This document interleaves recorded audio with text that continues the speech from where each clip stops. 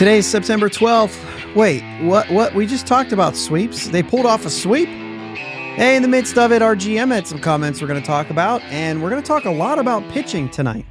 You're listening to the Bridge to Buctober podcast.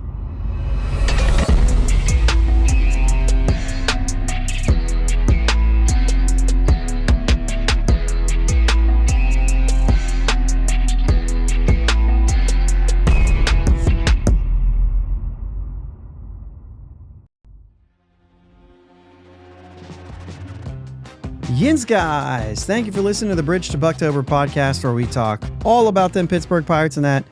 My name is Josh, and I'm joined as always by my brother Jake. What's up, Jake? Hey man, how's it going? I'm getting a little something in the back of my throat, and I hate it. It's that time of year, man. So, throw this out there real quick to start the show. Yeah. First time, actually, since I've been down here, where there was a legit hurricane, tropical storm, possibility, like an actual threat. Luckily, I'm not going to be like, Facebook users. It didn't hit us as hard, and that's a good thing. Yeah. They seem so upset. Oh, good thing we're still waiting for the storm. Like, dude, just be happy it didn't hit. Like, I don't understand. Nobody's happy on Facebook, Jake. I know. You got to understand that Facebook is not a place. It's not a place to be happy.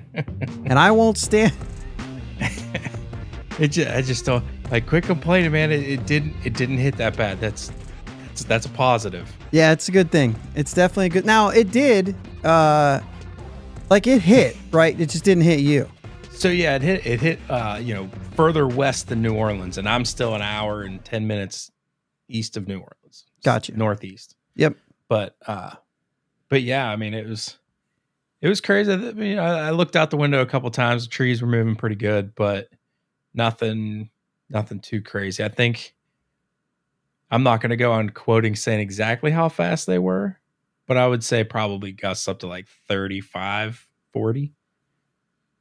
Did we head to the so we don't have basements down here.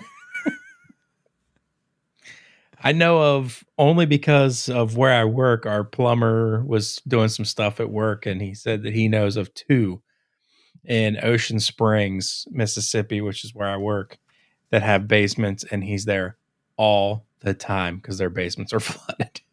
Mm. Yeah, that's a good point. Basements are not a great idea down here. Yeah, apparently it's like a money. I don't know the words. I had there was something there, and it didn't translate to here. Like a money pit. You would have to spend too much money to repair it all the time. Thank you. Yeah. Thanks. Money sink, something like that. It's like my what car was that? The Ford Contour. Man, that thing was terrible. I was always getting that thing fixed. I only had it for like a year, and I put like $1,300 worth of work into it, and I said bye. We've got some pretty fun things to talk about tonight. Obviously, Ben Cherington had some comments, and everybody's kind of sharing their thoughts on some of the things he said. And we have a podcast that talks about this very thing, so we're going to share our thoughts too. And you got to throw your 2 cents in when it's there. You know what I mean? Sometimes it's like everybody's talking about it. Do we have to? Well, might as well. We're going to talk a little bit about Paul Skenes and a bunch of pitching stuff today. We're going to get into something a little bit fun. We've got about 6 shows left for the end of the year. And so we're going to go over something. I think it's 6. We're going to go over something else every week. This week is starting pitching as we prepare our way into the off season. We're not going to make off season, right? We're not going to, but you have to know who you are before you can develop a plan for the off season. And then when the off season starts, you've already done that, right? So then we have to talk about it. Speaking of plans, I'm going to go ahead and throw this out there right now. And I haven't even said anything to you about this, but we might be doing a podcast on a Wednesday coming up soon. Oh, okay. So just watch for that, because we're going to be doing some traveling. Josh and I are going to the games, the last 2 home games of the year. So I will be flying home Thursday night. You'll be driving home Thursday night. We might want to just do something in the hotel if we can. That's a good thought. We could. I was thinking, yeah, because it's either that or you jump on an airplane and I drive home and do it late night Thursday night, probably still without you. Probably, because I think I'll get back at, I think my flight lands at like 9:30 Central Time. Yeah. So then I'd have another hour and a half to drive home. We have a hard enough time keeping people awake at 10. Right. We're not doing that. That's a good idea. We might actually do a Wednesday night. Possibility we'll do a Wednesday night that week. Yeah. Hump day, Hollapalooza, as Doug says. So yeah. Sorry, I didn't. Bike. It's just. Hump day. Yeah. I don't know Josh McClendon. Oh, I know. Bucko Mike says Uncle Jake and Josh McClendon. Bucko Mike made a comment, I think on the actual YouTube video, about me arguing a call or something and taking the base while we're playing slow pitch softball. So yeah, I'm pretty calm when it comes to arguing the calls. Like I feel like I have two jobs: ask for an appeal and get my players away from the umpire. That's pretty standard. How about the one in this tournament? I was yelling at you to yell at the umpire. I'm like, appeal it. And like the umpire's looking at me like, you could ask me. I'm like, no, he's our coach. Yep. They've said that he's the only one allowed, which is like, come on. Everybody's here as adults. Yeah. But I get it. They only want to deal with somebody. All right. So let's go ahead and get into some things because, like I said, there's a fair amount of things to talk about. Actually, I have like these notes, right, that I write throughout the week. And I was taking a look at something earlier. Okay. And according to the analytics on YouTube, there's like 45% of the people that watch our videos that aren't subscribed, right? So we're going to go ahead and do one of these like typical YouTube things and say, it's just a second, just reach down there and click on subscribe, click on like while you're there. Helps us out. It doesn't hurt you any. It's completely free. If you click subscribe, you'll just, be let known and all that stuff. So, yeah, that's it. Good things. Good things. So Mike says the beautiful thing with the Pirates is there's really no need to go out and get starting pitching. You pretty much can fill your rotation with internal options. And we're going to talk about that very thing. It's a kind of a good way to oh, okay. It was a tweet, Bucko Mike says, but we're going to get right into that. So, listen to Doug here. Subscribe, you tourists. That's good. Yeah. So let's start getting into some things because, like I said, we have them to get into. We're going to touch something really quick here. Paul Skenes. Another good start at the beginning of this series. And every time he pitches, there's just several things out. Hey, first person to do this in 7,000 years. Hey, nobody's ever done this. Or there's 5 people in the history of the game who've done this thing. There's so many things that he's done that seems to be quote unquote historic, right? Now, I will also say, and this is total counterproductive to what you thought I was going to say next, but position players are just going to always get precedence over starting pitchers for me. And you may have, I don't know if you take offense to this as a former pitcher, but like, dude, you touch grass 30 times a season, and that guy is out there grinding day in and day out. And there is no way, and this is why WAR sucks, because there's no way that a starting pitcher can make, if you have a great starting pitcher and a great position player, that great position player is more valuable, hands down, no question about it. And some people disagree with that because of how important starting pitching is. And I'm totally there, but I'm sorry, when it comes to a full season, I can't buy into that for me. I'm buying into the fact that a position player every time. And then I'll say my final thing, and then the mic's all yours. The Rookie of the Year award is not a most valuable player award.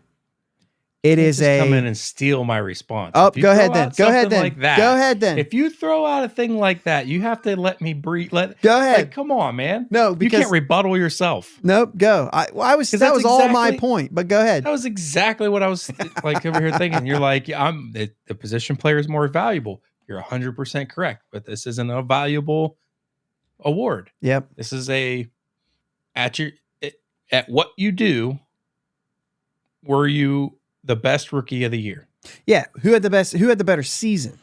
Who had the better season? This is not about most outstanding player award. Right. Or the, I don't know, Silver Slugger, Gold Glove, like these things that you are doing good. But like most valuable player takes on a whole new thing. That's not what the Rookie of the Year is. It's not the MVP of rookies. No. It is just who was the best rookie. Because if it was, then you would definitely be probably leaning towards Jackson Merrill. Oh, Jackson Churio. Yeah. But Jackson Merrill to me would be hands down. And the reason I say that too is because I would double down on this. The Pirates aren't valuable, right? Right. So if your team, if something is worth $1 and you're worth 75% of it, well, you're worth 75 cents.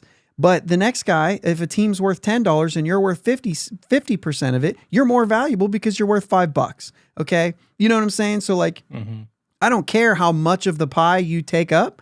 I care more about like, it starts with how valuable your team is. And then it goes. So that's why winning teams for me, right? And I think most valuable players is going to take on a lot of different places. But for me, the team has to be valuable first. Yeah. Unless you're unbelievable. Like there's been some years, right, where like a Mike Trout or a Shohei has been like, yeah, but what he's done has been that good. You know what I mean? Yeah. And so there is a path for that, but it's a lot more difficult for me. If all things are equal, I'm going with the winning teams. Yeah. So that's it. Yeah, and I agree with all of that. I mean, for me, the only thing else that I had to say about that is the fact that there's so much hype, and you see this. You get hype on the guy, MLB Network, just MLB as a whole, like so much hype about a guy, he almost wins the award no matter what he does. And what happened on Skenes' or MLB debut, MLB Network Skenes Day? It's just been all this hype. Yeah. And he showed up. Yeah. You know what I'm saying? So it's not one of those cases, but I think he wins it because, bear with me, this is what we expected him to do. Not to quite the level he's done it. Oh yeah, I was going to say. We expected to see a generational pitcher. Sure. That's how he's been put forward. That's how he's been portrayed. And he actually did it. And then some. Yeah. So I think it's hands down. I think he's had the better season. Yep. I'm with you. I think it comes down to the historic aspect of it and the fact that when you're putting together a season that just hasn't been done, right? Yeah. It's wild. I mean, I saw another one this week and I can't remember, forgive me if for not remembering, but there was another one that went out this week that was, man, did I take a screenshot of that? Holy cow. I should have. If I didn't, because it was something that I was like, hey, don't forget to say this. And then I probably, go ahead. I'll look Rookie starting pitchers don't get away with not having their best stuff. Paul Skenes has done that like 2 or 3 times this year. Oh, I don't have my fastball today, or I don't have this today. I'll just go to this. And still strikes out 8. Still goes 6 innings scoreless. Yeah. It's just, he has so much more than just, he's got more in the tank, in his repertoire, whatever you want to call it. He's got more than some guys who've been in the league for 5 or 6 years. So that to me weighs a lot. Like, not just what are you at your best? How are you when you're not at your best? Yeah. Still a stud. Yeah.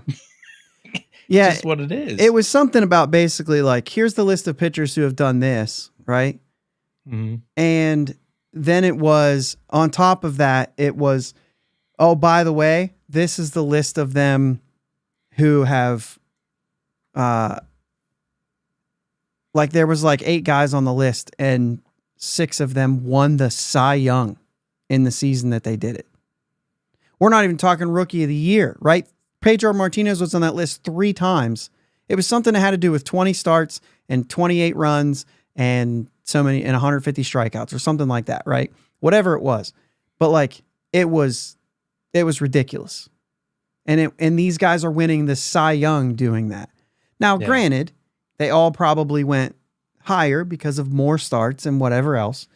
So they kept on that, but their first 20 was what he's doing. So I'm not saying that I'm making a case for him to win the Cy Young, but what we're saying is he's putting up Cy Young numbers through 20 starts, and you're questioning whether or not he gets Rookie of the Year. You know what I mean? Right. And so I think it just stems from the fact that Merrill plays every day, and everybody's talking about a betting line. I'm sorry. If we're basing things off of a betting line, what are the chances? Well, it depends on what the betting line is. No, that just depends on what people are doing.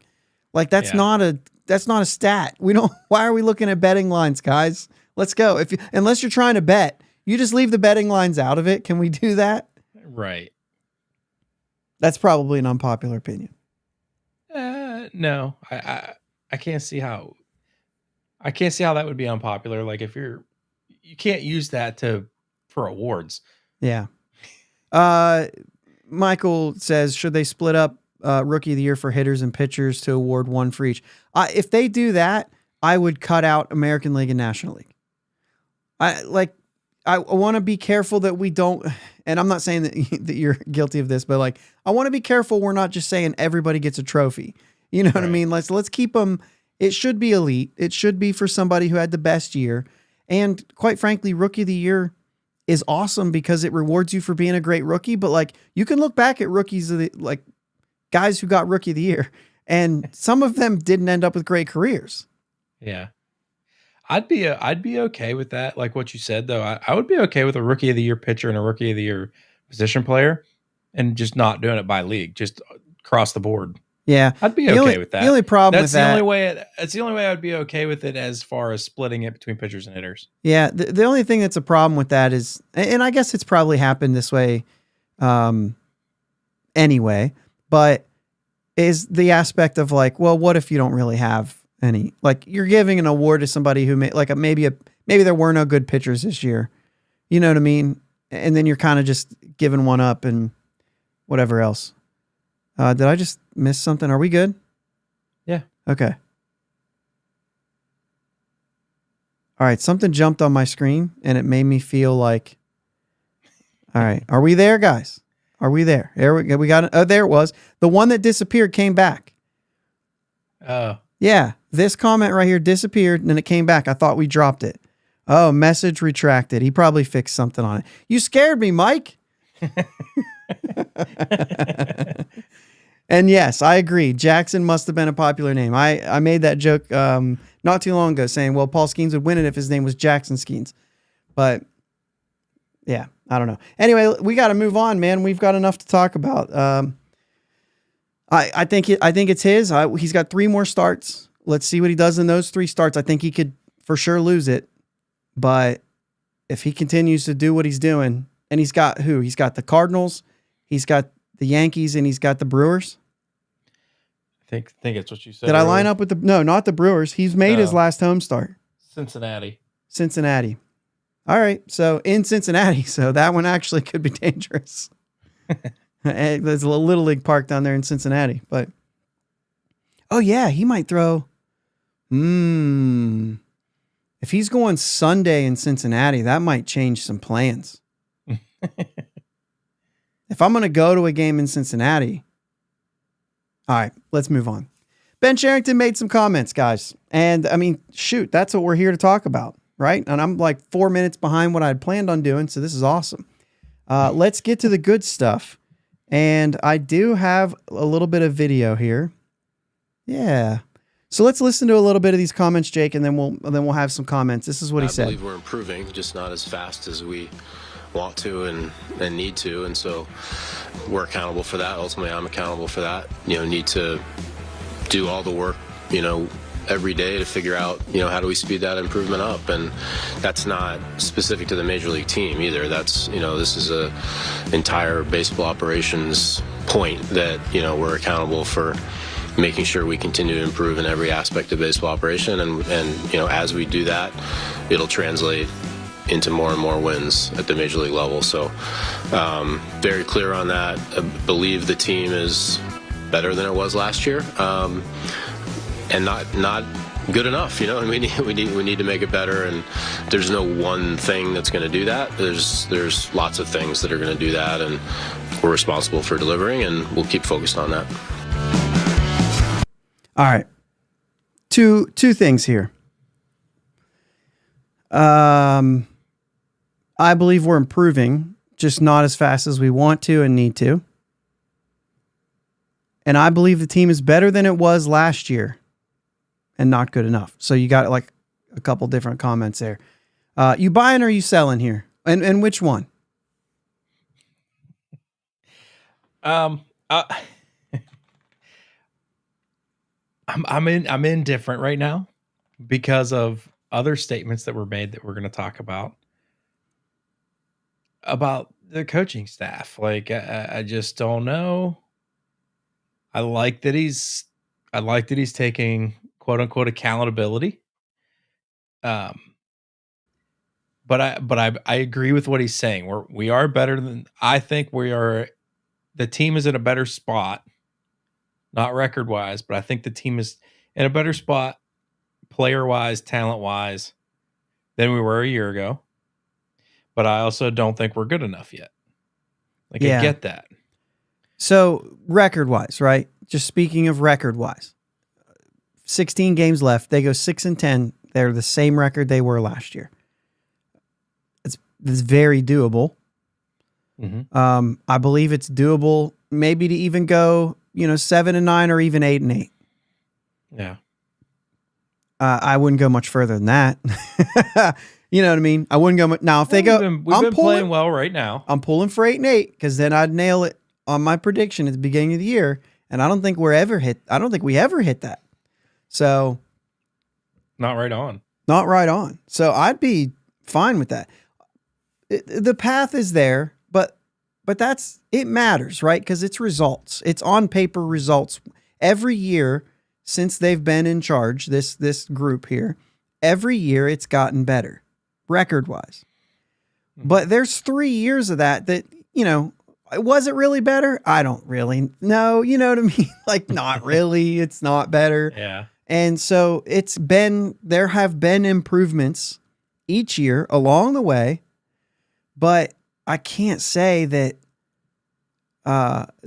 just because their record got better, they as a team were better. What we've seen in the last 2 years is like visible on field improvement. And sure, you don't see it all the way through. I mean, August was terrible. April was terrible. It was terrible. Mm-hmm. And so when you do that and you have but every month until August, every month even, the record got better, which is not hard from April to May. But you know what I'm saying? So, yeah, when you kind of look at something like that, you can say, okay, well, where are they at? Like, the thing is, and shared, this is a good comment here. I'm not sure whatever happened to his comment 2 years ago. We are closer than what you'd think. I'm not really sure because I think that he doesn't know his audience when he says something like that, because the fan base that I'm listening to assumed that they could turn and work an absolute miracle in 3 years. You can't do that. This was always going to take this long. And I don't know why he would have said something like, we are closer than what you would think, other than the fact that, like, unless he was looking at that team thinking they'll never be good again.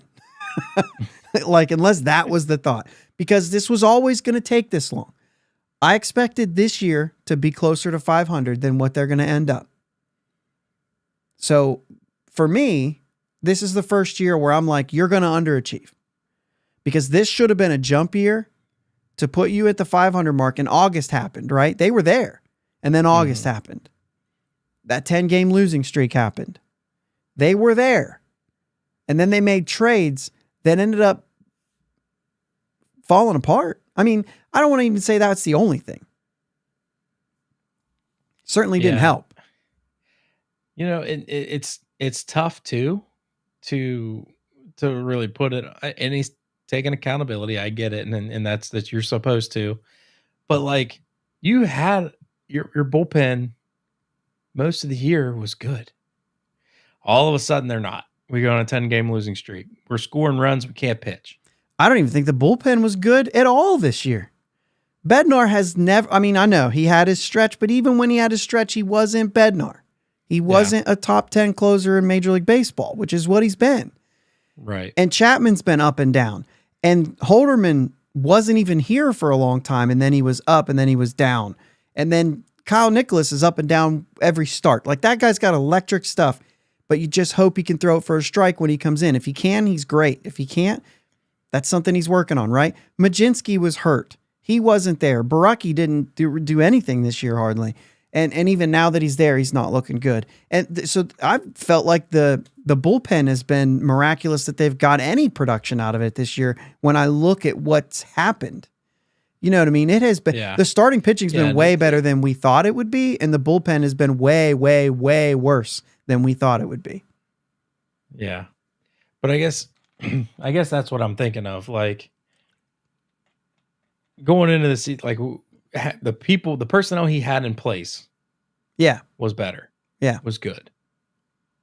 And they just didn't perform. Yeah. I don't know that I can blame that on Cherington as much as I could blame it on the coaches. Cherington put the pieces there. The coaches got to get it out of them. At least that's how I feel about it. I think that's the general manager's job. I'm gonna put these pieces. I'm gonna give you all these pieces. Now I need you guys to mold them into a team. I think some of that's injuries too, and you know what I mean. Like, players, I always give the end all be all to the player. Like, they're the ones responsible for playing well, and so I understand that there's some coach. If a player's slumping, you rely on a coach to get him out of that slump. They're not doing that. They can't get guys out of a slump. They never have been able to. But we understand. Can we just skip ahead to that right there? Like, Andy Haynes should be fired. We're going to move on. We don't even have to bring that up today. Yeah, no. No, I mean, he's gone at the end of the year. If not, then we'll complain about it then. But we're just going to assume that's happening. We don't even need to cover that. Right. And that's been a big part of that, right? But, Jake, I think it's interesting because what you just said, twice you said it, I was counting, is something that everyone else is hearing these words and telling you that there's none of it. And they've been complaining about it for 4 months, that there's no accountability in this organization, that they do not hold people accountable. They are not accountable themselves. And then you just said, I get it. He's taking accountability for things. And like, how does everyone else just not, they're doing this. Well, I can't yell at the sky in anger if I believe that they're holding themselves accountable. So I'm just going to act like he's not. I'm not trying to defend Cherington, so I don't want to go too far down that path, right? Because I don't want to defend him. But I think you have to recognize that there is some accountability. We're going to talk about some more of it in a little bit. But I am buying that this team is better because I'm looking at it and it looks better. Younger players continue to improve every year. If you're looking at a player who's younger than 26 years old and you say, well, yeah, but he did this, then I'm like, sure, then you can count on better than that next year. Not the same. He's not that player forever. He's going to get better, or at least he should be getting better, right? And so you can kind of count on that. Doesn't mean that you rely on that, but there are times that you have to. Like Jack Sawinski coming into 2024, you relied on Jack Sawinski improving and becoming a key piece to what this team was supposed to do, and he didn't happen, right? He had essentially a bad year all year. And so there's a little bit of that, but But I also want to say, like, I'm not giving Cherington a pass for holding himself accountable. Like, no, that's what I expected you to say. There's nothing, there's no kudos to taking accountability for that. There's no kudos for taking responsibility for that. It's literally what you're supposed to do. So that's not I'm not boosting him by saying that. I'm just literally saying, like, he's not doing it. Right. So, all right. So, yeah, I mean, I am buying it. I think the record is, in the end, is going to show, but it's a little bit misleading because I still believe in a guy like Jack Sawinski. I still think that they traded for Brian De La Cruz thinking that he's going to be the fact that he has 4 years of control. I don't think we're watching him in a slump. I'm not sure that you get the same player next year. If they go into next year thinking that those two can provide you with a platoon in right field, I don't think that's nuts. But at the same time, we'll talk about that when we get to right field.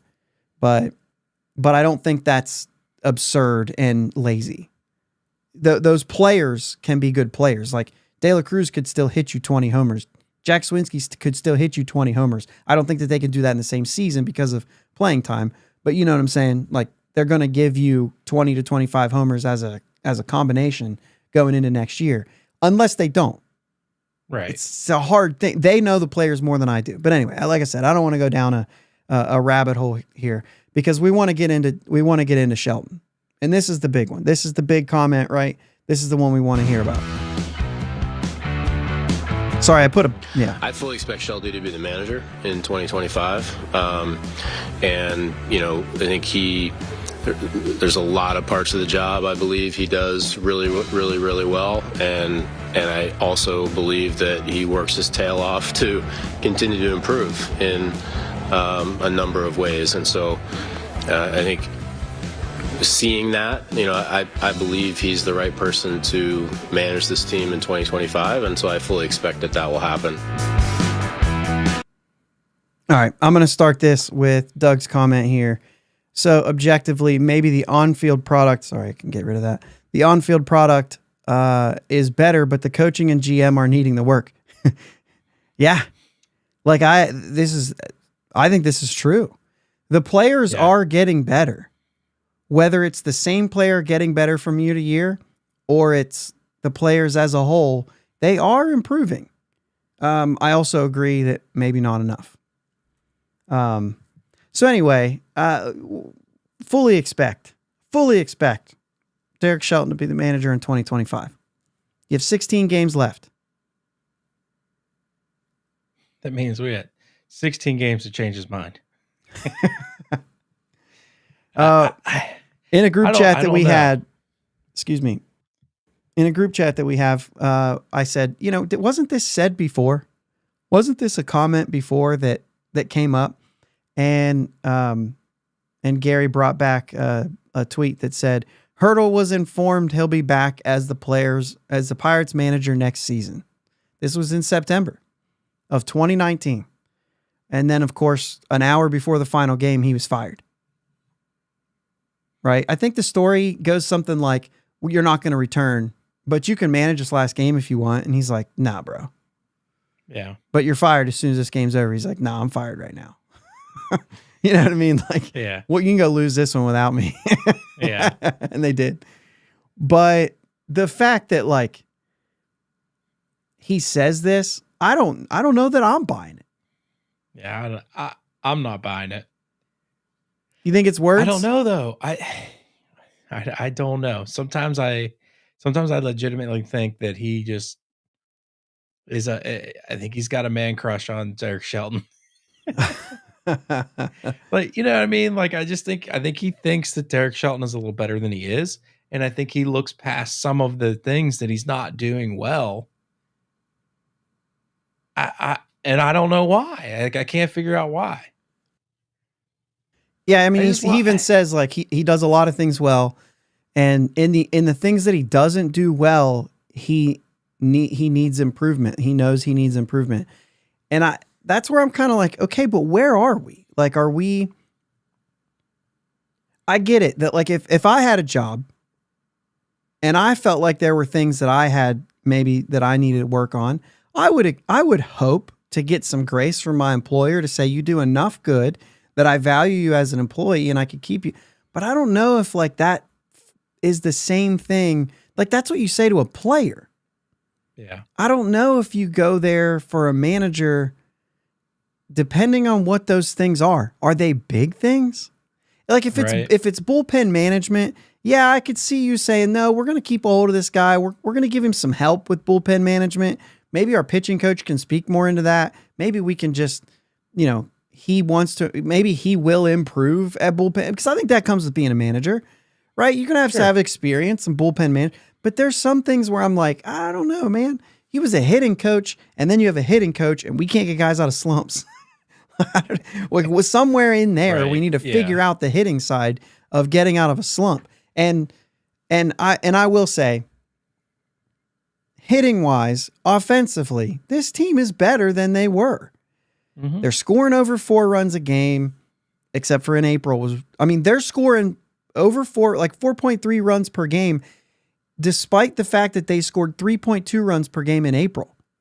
They had a whole month of 3.2 runs per game, and they're still so they've been scoring runs. The pitching's been blowing it lately, specifically the bullpen.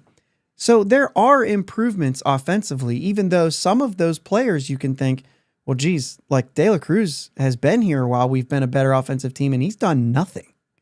So you can kind of imagine that there's some improvement to be had, even that way. But I don't know, man. I don't know that I see the same things that Ben Cherington sees here, but I also know very well that I'm not there.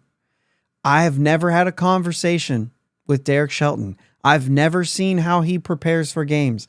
I've never seen the players and how they respond to him. I will always leave room for the fact that they know more than me. Yeah. I will always leave room for that. And if you don't, I think you're missing out on a pretty important thing. Because there's not anybody that listens to this show that knows more than them about them. Right. They just don't.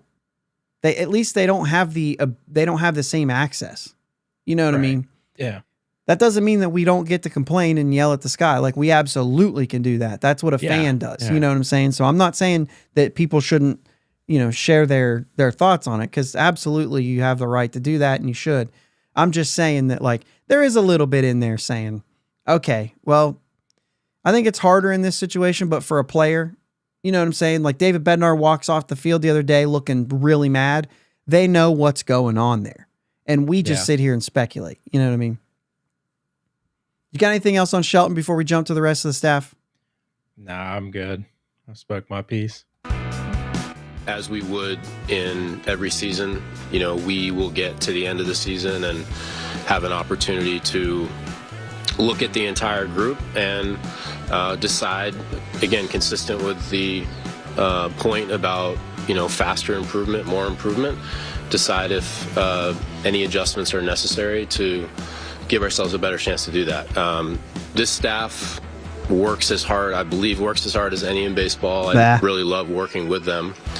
Skipping we all know ahead. we need to get better. So we'll get to the end of the season and spend more time on that. All right. So basically, and I just skipped ahead to him saying how hard they work and all that stuff, because ultimately, you better. Right. If somebody hasn't been working hard, they're already gone. Yeah. So I think that while that's a cool thing to say, whatever, you're giving kudos to some people for working hard. But at the end of the day, you've got to have some results, and we understand that. We will get to the end of the season and look at the entire group and decide if adjustments are necessary. He says that. In the meantime, he's already let 3 coaches go. Not coaches. The international scouting director, we talked about that before, Junior Vizcaino, he's been let go, officially been fired or whatever. The pro scouting director, they said he's been offered another position in the organization, the pro scouting director. And the director of research and development resigned from his position, is what I saw one report saying. I think it's easy to assume, Jake, these 3 guys were fired. Yeah. I'm okay with being wrong about that if I'm wrong about that. Same. Okay. He was asked to resign. He was placed somewhere else because basically there are things there, right? And is this is this a GM? And I want to hear from anybody who's in the chat right now too. Like let me know. Like, is this passing blame, quote unquote, or is this accountability? I feel like it's accountability. You know, I mean, they're assessing a job. It's not getting done. So they're going to replace it. They're going to go out and find somebody who will get the job done. If Ben Cherington needs to make a trade, and I've got my pro scouting director who's got people under him and they're all doing what they're supposed to be doing, which, by the way, if I'm the GM, I'm not figuring out, like, I'm not in the weeds with them. I've got enough to do. I'm trying to take information from them, information from this guy over here, information for this team over here. I'm trying to collect all of this information together, find out how this combines with this over here, how this is here. Like, hey, if I'm trying to make a trade, I want to know, first off, who's the guy I'm trying to acquire? How do we value him? Our internal scouting saying, okay, they want this guy. According to what I'm hearing from this group, do you think that this is good? And they've got to put all this together, and ultimately it falls on him to make the decision. But if the data that's coming to him, if the information coming to the GM, and we're not even talking Ben Cherington, let's just talk GM. The information coming to the GM has to be good. If it's not, then you know that you're the GM and you're the one that's going to catch the flack for making a bad trade. Just like we've talked about Huntington making the Archer trade. If he had people under him saying, dude's a stud, they're just not working with him right, there has to be something to where they're going to him with data and he's trusting them. Imagine you had a boss, Jake, this is the second time I'm bringing up, imagine you had a boss who was just coming in and just doing your job and basically making you completely obsolete. You just wouldn't have a job anymore because he'd be doing it. Right. But he doesn't have the time to do that, because he's trying to collect all the information and bring it in. So, with that said, bringing it into Cherington, you had a bad trade, and maybe that ends up to be okay. Like I said, you've got a lot of years of control with Brian De La Cruz. If they end up, power's hard to come by. If you end up getting power from him, it's going to turn out to be a big thing, right? Yeah. And none of the guys that we traded away are doing good right now. So, if you want to compare, yeah, it's fine. Yeah.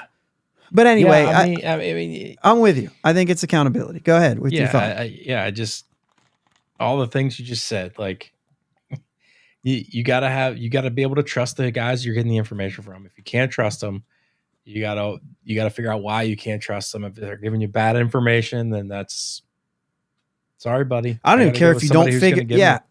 Excuse me. I don't even care if you don't figure it out. Just move on. Just get somebody else who you trust. You know, get somebody. Well, I mean, yeah, that's figuring it out, right? Well, I'm saying, like, I don't care why necessarily. I just care that it's happening, right? So that's kind of where I'm at. Is just make it happen. Bucka and Mike said Cherington just wanted to get cheap power. I don't think that's it. I just don't think that's it. I think that you have to make this. If he's not making moves like this, then you assume he's completely satisfied with the way it's going. Which he's saying it's not. If he's not trying to do something, we all yell at him for not doing anything. Right. Well, and which would be fair. Yeah. So I think that there is something to be done. I think there will be more moves. I think that's where I'm at. I think that there will be more things. I think that if Ben Cherington is going to make any decisions, really, Jake, I could say this. I could just use GM. Right? I could just use GM. I don't even have to talk about Ben Cherington here. If a GM goes into a year after the year that we had, when it was supposed to be, I mean, they may end up 5 or 6 wins less, right? That can happen. Those kind of swing, it's baseball. But either way, you go into a situation where you're saying there are places that we could improve from one year to the next, then a GM's responsible for going in and making those changes and at least trying something else. Yeah. You know what I'm saying? Like that's literally what has to happen. And we're starting to see that already. I think that we're going to see it some more, but the GM alone has a lot of people under him that he has to make a decision about. And Derek Shelton is included, and all the coaching staff is included, and players are included, and all of his front office people, his analytics teams, his scouting teams. He is responsible for all of that. Who's responsible for Ben Cherington? Not Ben Cherington. Right? It's not like the guy's going to be like, I'm the problem. I really should go. Like, nobody does that, right? Right. So it's up to the people ahead of him to make that kind of a decision. And if you don't like him and you think that that's a decision to be made, well, that's fair. So go to nutting. But to complain about Cherington trying is like, if you just want Cherington removed, then none of this matters. He's not going to leave on his own. Right. That's just not what it, that's not how this works. That's not how any of this works. I just think that I don't know. I just think that it can't. We want to be critical just to be critical. Yeah. The only thing you can hope he does is he says he's got to be accountable for it. Like, he's got to say it, and you just have to be like, okay. Yeah. Yeah. Show us. That's it. That's it. You know, show us. Show us. Get better. Yep. And so let's move this into what we want to talk about, because we said, I started to say it earlier, right? We want to set this thing up. What we want to do is we want to take a look at the roster, where it is right now, because I think it's important. When we get to the offseason, we're going to talk about who we want to get, who they're targeting, not just who we want, but like who they're in rumors of targeting. There's certain kind of moves that are made, and we're going to be able to respond to them. But before we do that, I think you have to have an idea of what you have in place. And I think this is important. So what we're going to do is, over the next 6 episodes, we're going to take a little bit of time at the end. Looks like we're about 45-minute mark, so we've got a few minutes here. We take a little bit of time here at the end to take a look at a group of players that we have on this team, and what we like and don't like, and what's possible moving forward, right? So let's talk about starting pitching. I think this is kind of the easiest one that we could talk about. We just talked about Paul Skenes and whatever. But I will also say that if I'm going to give a kudos to Ben Cherington's front office, right? And once again, Ben Cherington's not working with the players, right? It's the people he hires and fires who's working with the players. Well, just the ones he hires. The ones he fires are no longer working with the players. But the point is, that's good. Going to print some t-shirts for spring training that say, show us, says Doug. That's good. Starting pitching and pitching development has been one thing that they have gotten right. And I hate saying like, well, no, they just tanked for Paul Skenes. Yeah. So Paul Skenes aside, this front office is responsible for what you're seeing from Mitch Keller right now. I know he wasn't drafted by them, but he got better under them. And I understand everybody said, well, no, he got better under Tread or whatever it was. Yeah, they sent him there. Like they worked with him through that. They have made him what he looks like right now. They've done well with Oviedo. They've done well with Jared Jones, right? They've done well with him. They've done well with Ortiz.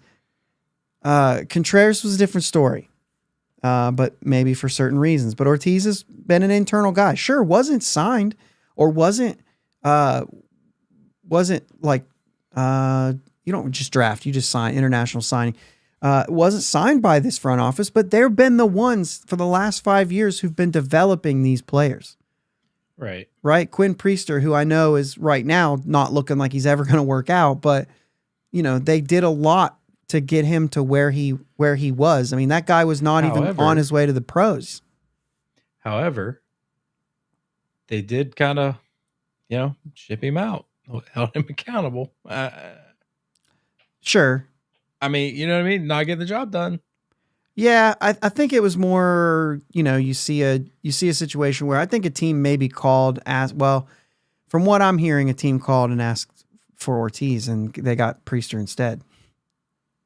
So, but either way, I mean, Bailey Falter, Jake, I mean, how do you not?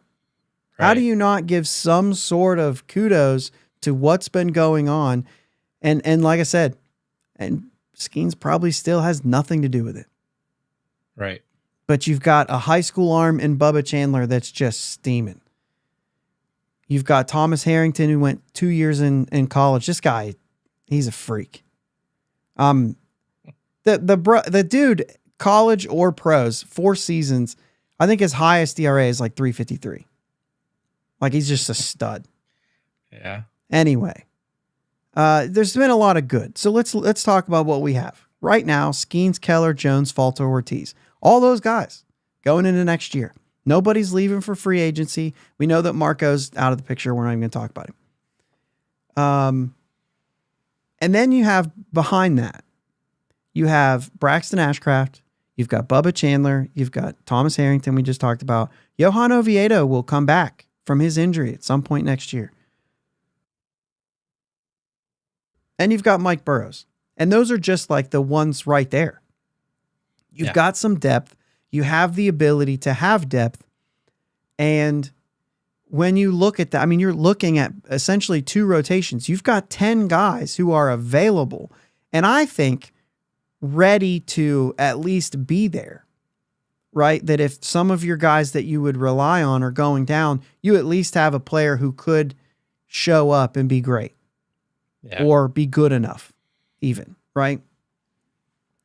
So there's a lot of depth there. There's probably some other names that I'm not thinking of. There's always going to be guys that they sign in the offseason. There's always going to be guys they sign in the offseason who are going to be reclamation projects, signed to a minor league deal, invite to spring training, could be added because they actually worked out. There's always going to be guys like that, and they should sign guys like that because those are more depth. Think of like even like the Willie Peralta and the Chase Anderson signings, right? They didn't work out for the Pirates. They didn't get him there, but those were guys that was like, yeah, but they almost could have. I'm trying to think of a good example of that, of who one of those guys has been, and felt like there was a guy maybe last year that ended up making like a handful of starts that was like that, right? I can't think of it.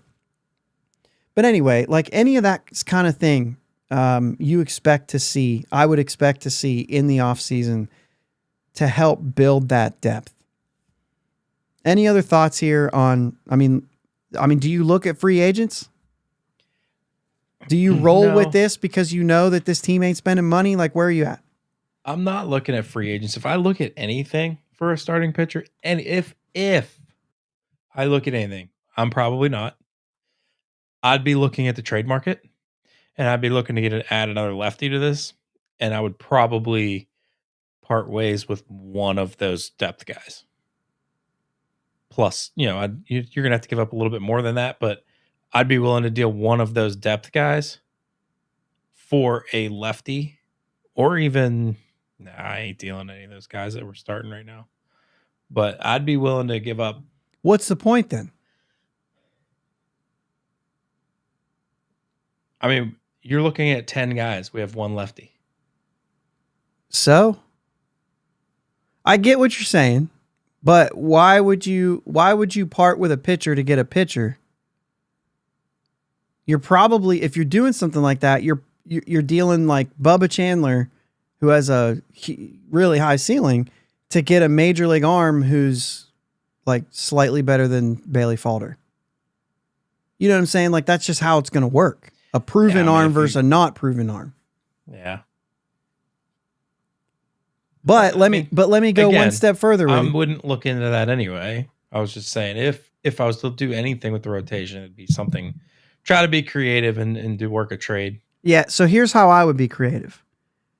I would take a look at the free agent market, but if I would, it would be a guy who would possibly fall in there and bump an Ortiz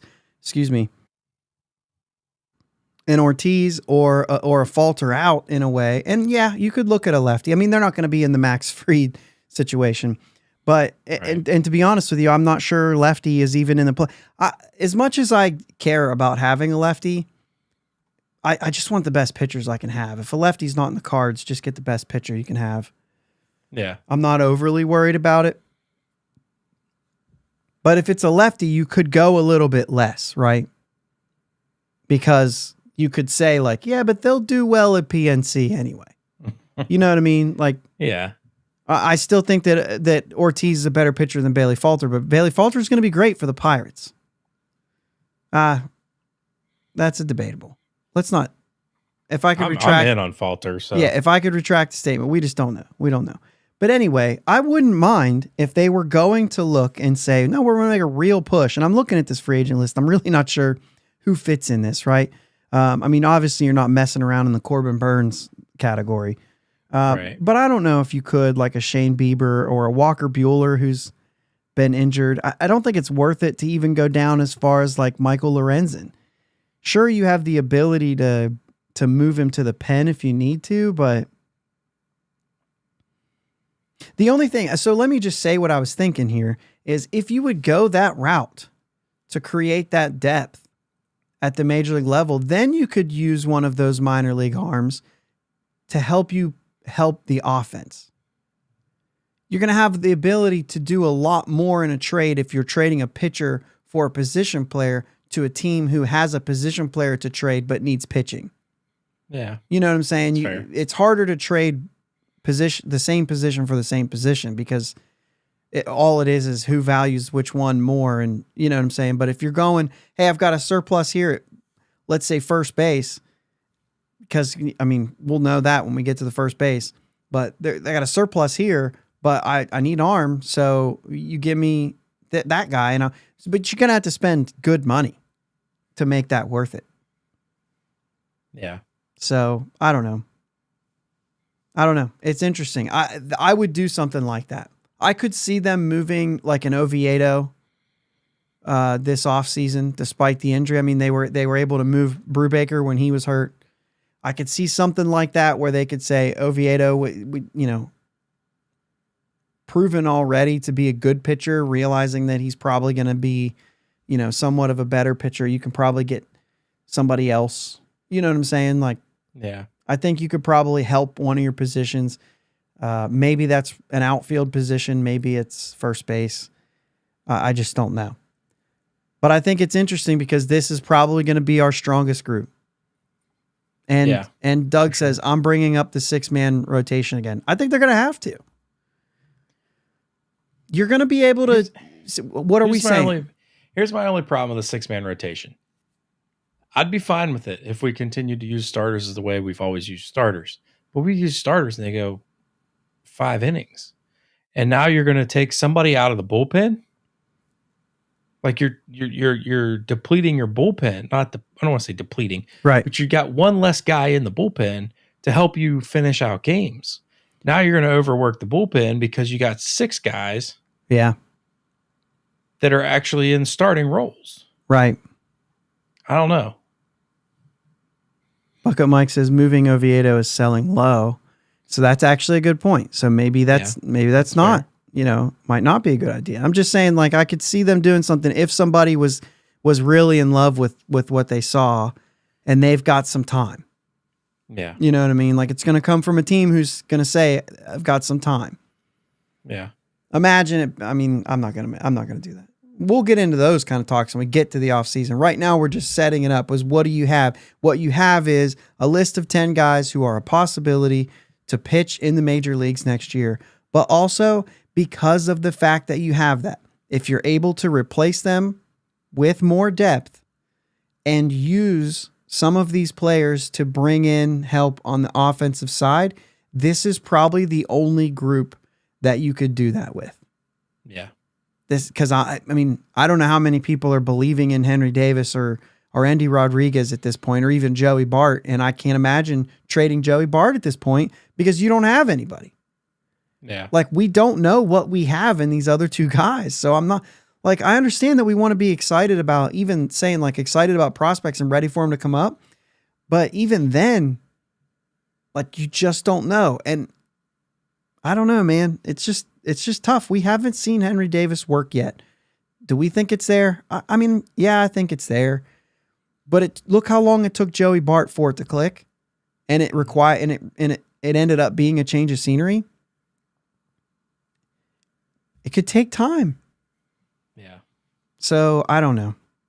I think this is the only group that you'd be able to say, well, we've got a strength here. And let's not even just pretend that it stops there. These are just the guys who I think have the ability to make an appearance for the Pirates next year. But you've still got Solomito. You've still got, that's how things work. When you start to say another guy and you forget them all, that's how it works. But there's a couple other guys that are depth. And the way that we've seen them work with pitching so far, I imagine you're going to hear of a couple new names next year. Yeah. Xander Meath or Muth, whatever it is. I think it's Meath. But that's the guy I was thinking of. Kennedy is another one who's been really good. So see, the names were there. It's 11 o'clock. Get off my back. Where your children are? Get off my back. Do you know where your children are? Who remembers that commercial? That's a flashback. So anyway, yeah, that's it. Ortiz, Keller, Jones going against the Royals. When you have this rotation, like, I don't care how good the Royals are. Like, this team could technically take this series. Yeah. They've beaten better teams than this. I doubt we would sweep it. I'd say we've swept better teams than this, but they haven't. They've only swept the White Sox and the Marlins. No, that's not fair. 3-game sweep. Oh, wait, the other 4-game sweep was against the Marlins. Hey, 7-0 against the Marlins this year. I don't care who it is. Right? You sweep a team in a season series of 7 games. I'll give you your kudos. Meth. Xander Meth. So Sherrod says, I'm in agreement with a 6-man rotation. If MLB allows 14 pitchers on the 26-man, teams don't always need a 4-man bench. And they're just flat out not allowed to carry 14 pitchers for the most part, unless it's a doubleheader day or something like that. Right. But the 6-man I think works if, like Jake said, if you allow. The problem is, Jake, is they're going to allow them to go so many pitches. It's up to the pitchers to go 5, 6, 7 innings. Like Falter the other night went into the 8th. Yeah. You know what I mean? So, like, I think they're willing to let them do it. They just got to do it.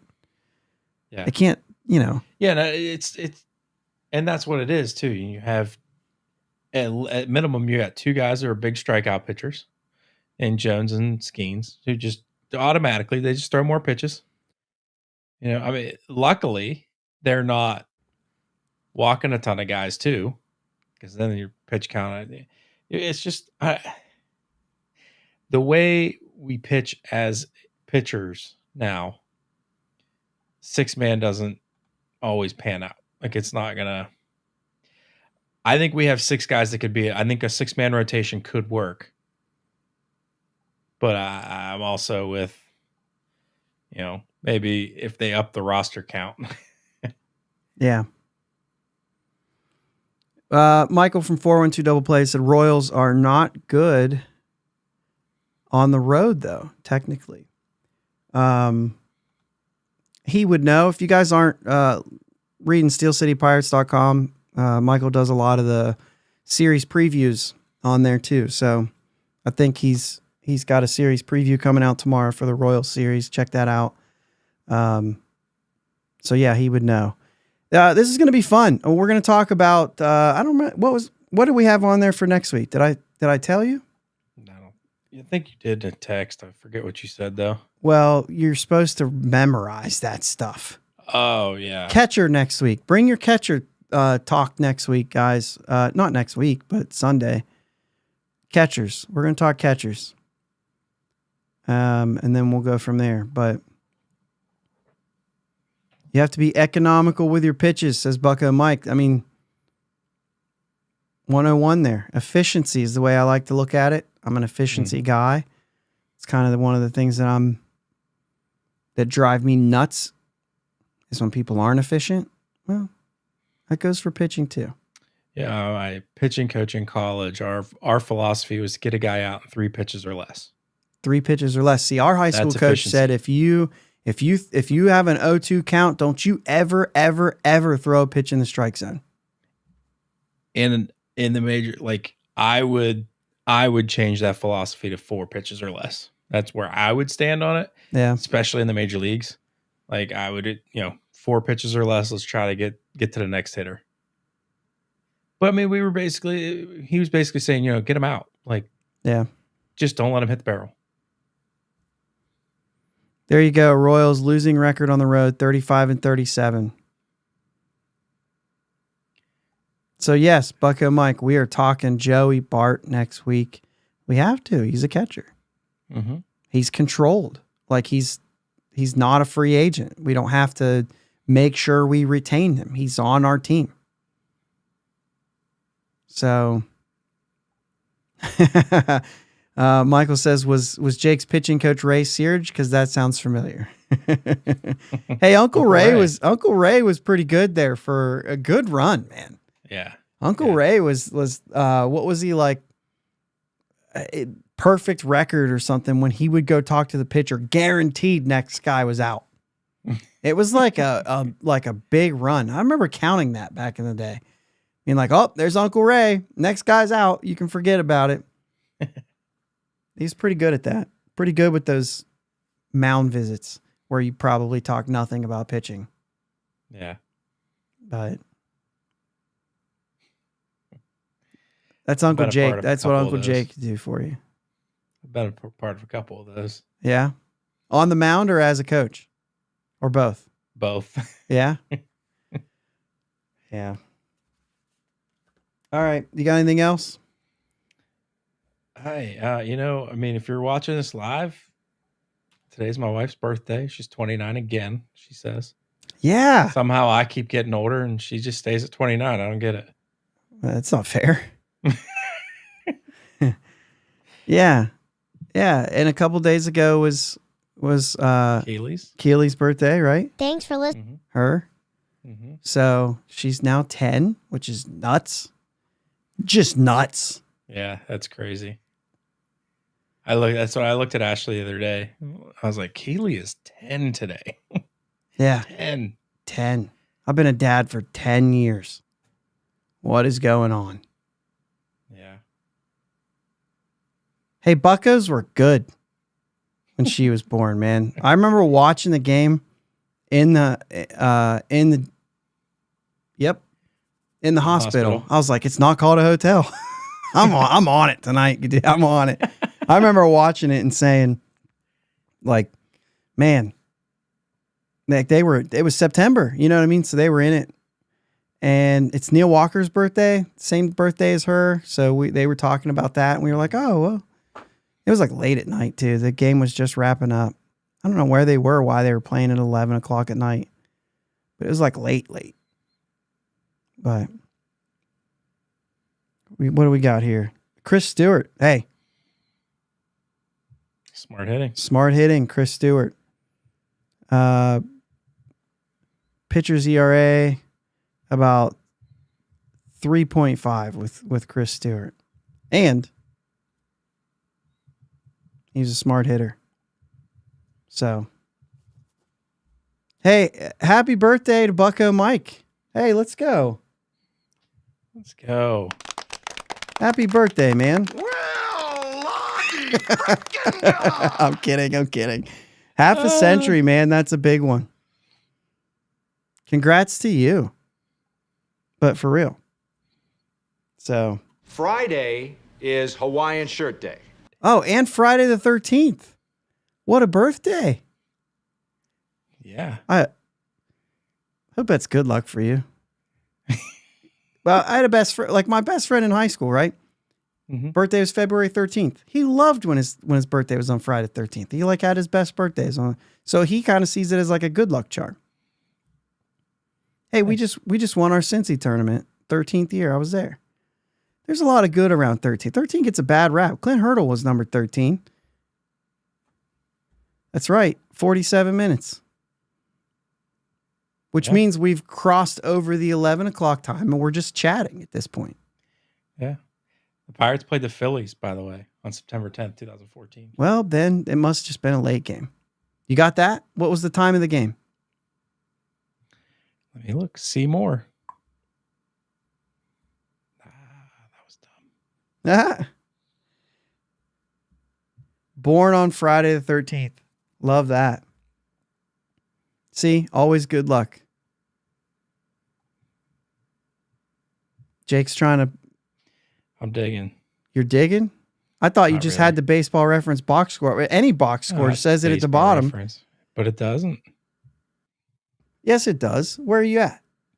I just Googled it, man. September these 10th, computer 2014, Pirates box score.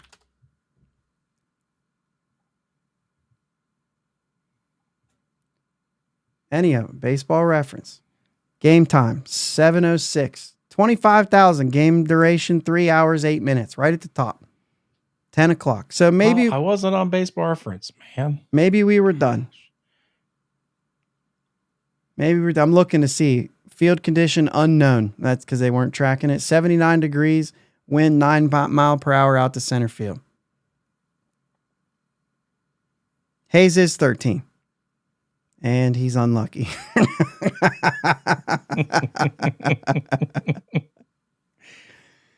Oh, poor Key Brian Hayes, man. I hope the best for him. We obviously need that. Yes, badly. Dynamite drop in money. The broadcasting schools are really paying off. Fly ball. Caught. Thanks, guys, again for listening and for hitting that subscribe button and all that stuff. Let's go, Bucks. Let's go, Bucks. Thanks for listening to my dad and Uncle Jake on the Bridge to Buctober podcast. Follow them on Twitter, Facebook, and Instagram at Bridge2Buctober. Don't forget to subscribe so you know when new episodes are released. Clear the deck, cannonball coming, and let's go Bucks!